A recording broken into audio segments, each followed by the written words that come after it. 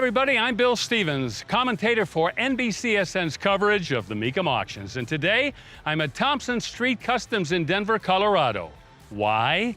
Because they are embarking on a fabulous project thanks to the folks at Kendall Oil that wanted Thompson Street Customs to build one of the most outrageous 67 Shelby Mustang resto mods you have ever seen. So, if you're ready, welcome to Titanium Garage.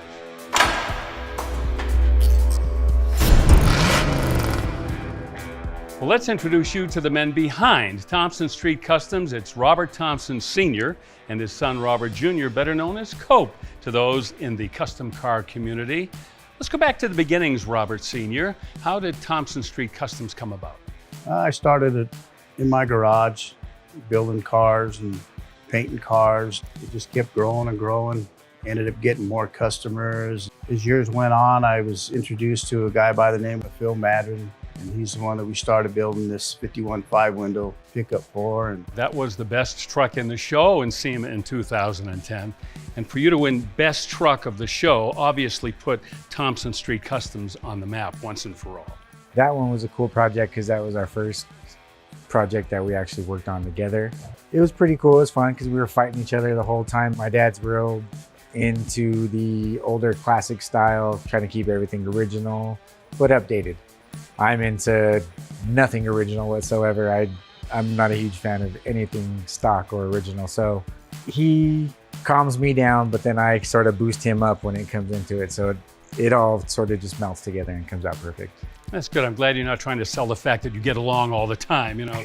We have a little feud here and there on stuff, but I look at some of the things that he comes up with and I say, he knows what he's doing.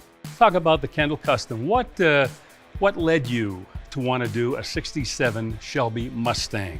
The Mustang's, already an iconic car. All the great builders have already done their take on it, trying to come up with something that's completely different than anything else out there. Kind of like with Kendall, they put all this technology into the motor oils and, lubricants and advance as everything goes. So that's sort of what we wanted to do, was put as much modern technology into the car as possible.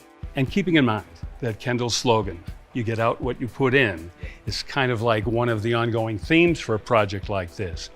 How much of their input and inspiration from who they are comes into play when you're designing a car for them?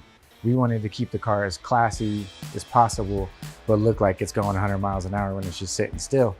If Kendall made this car, that's exactly how it would just look from the factory. I probably drew at least 50 different versions of this car. Here's the original sketch that you made, Cope, of the Kendall Custom.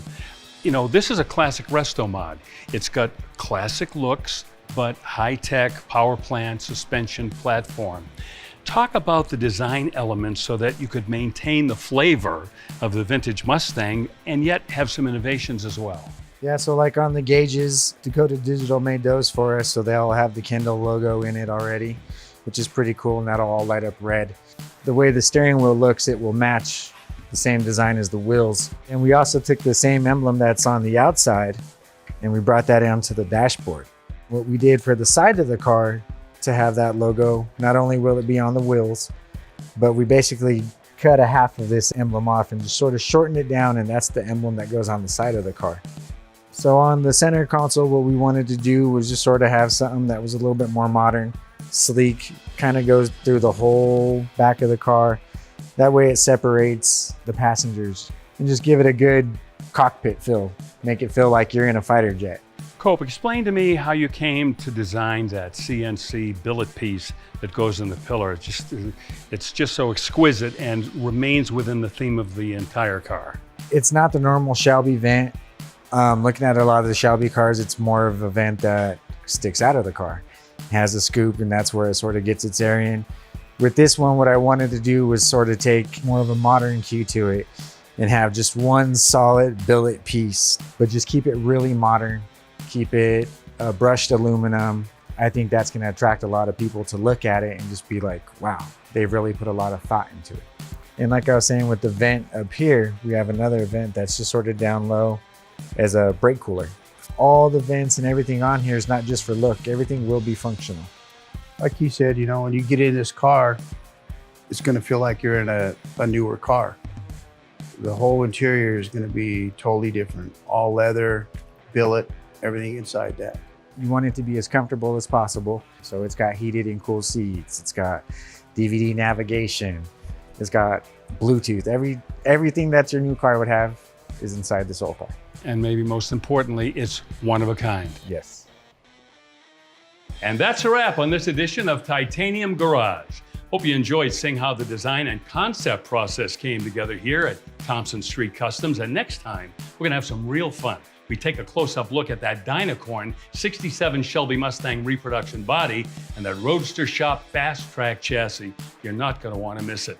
Remember, at Kendall Oil, we say, you get out what you put in. And until next time, this is Bill Stevens. We'll see you then on Titanium Garage.